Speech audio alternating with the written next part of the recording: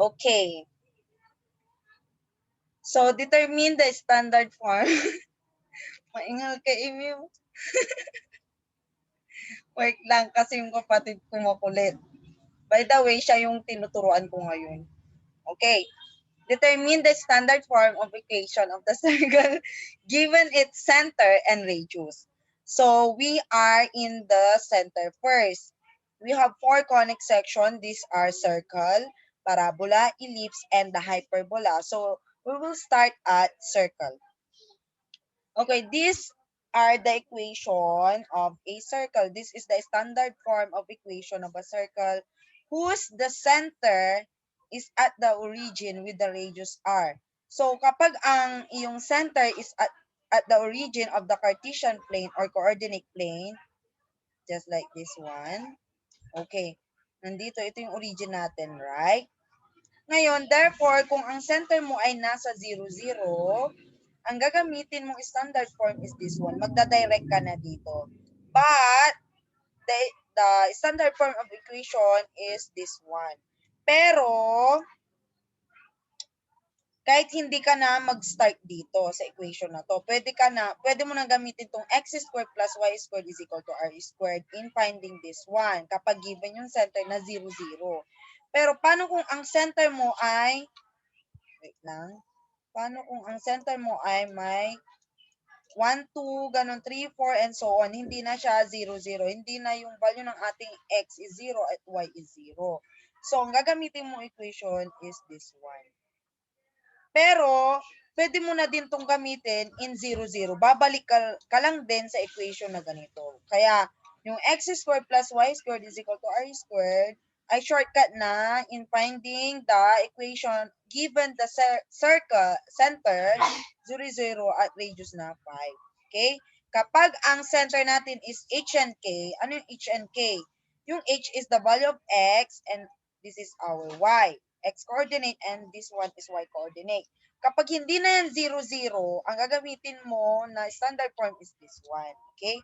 Kapag 0, 0 naman ang center, ito na yung gamitin mo. Mag-direct ka na dyan. Okay? So, let's have an example wherein given the center 0, 0, radius is 5. Okay. We all know that given the center 0, 0, ang gagamitin mo is x squared. Okay, sulat mo dyan. X squared plus y squared is equal to r squared. So, just simply substitute.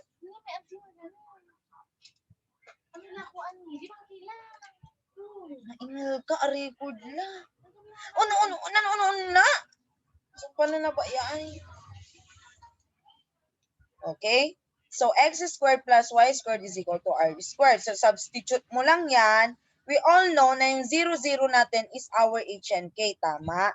Ngayon, wala kang maisa-substitute dyan. Kasi wala namang given na values ng x and y. Walang given point. So, magdadirect ka na. Ang isa-substitute mo lang dyan is the radius.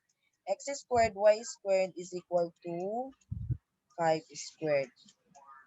So, the standard form of equation of a circle, given the center 0, 0, and radius is 5, x squared plus y squared is equal to 25. So, this will be the answer. Ngayon, paano natin i-graph yan?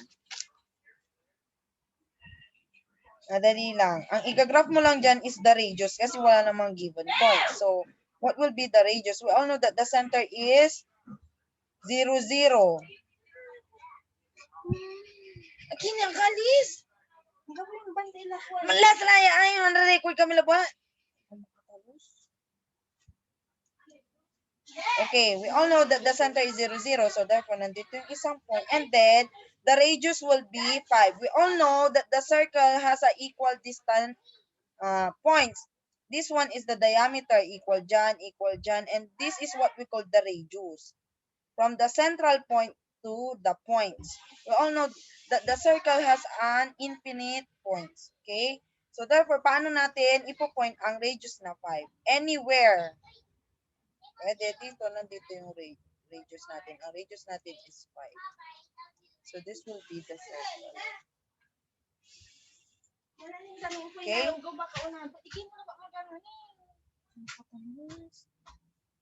Laka naman. Talusan mo na ay. Inaano ko nga yung pag-graph. Ano lang yun.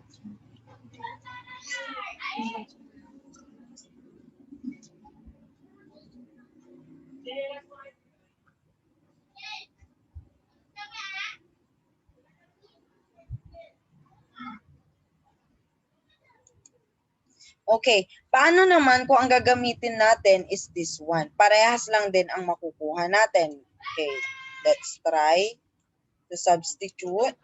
Substitute natin dito sa given equation that is x. Ano yung h natin? 0. Diba ito yung h natin?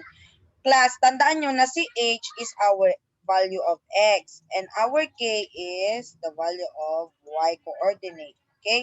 So x minus, what is our h? That is 0 squared plus y minus, what is our k? Still 0. Kasi nga, ang center natin is 0, 0 squared is equal to, ano yung radius natin? That is 5. So, 5 squared. So, simplify natin. We all know that x minus 0 squared. Pag sinod natin yan, x squared minus 0, 0. Kaya, ang naiiwan lang din dyan is x squared plus y squared lang din. And then, 5 squared is 25. Bumalik ka lang din dun sa x squared plus y squared is equal to 25. And yung ginamit natin is x squared plus y squared is equal to r squared. Okay?